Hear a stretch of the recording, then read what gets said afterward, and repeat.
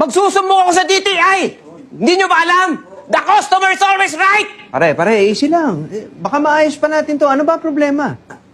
Eh, paano yung tindera ninyo eh? Ako pagbentahan. Magbabayad naman ako, may pera naman ako. Oh, gusto ko lang naman isukat. Paano kung maliit sa akin? Oo, tama naman yun. Yun naman pala eh. Ano ba ang binibili mo? Kondo!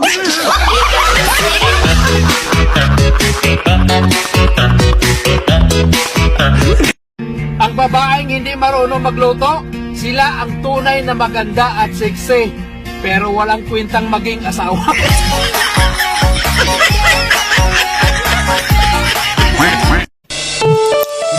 Alam nyo ba na ang Chinese New Year ay January 22? Pero alam nyo ba na ang putukan ay February 14?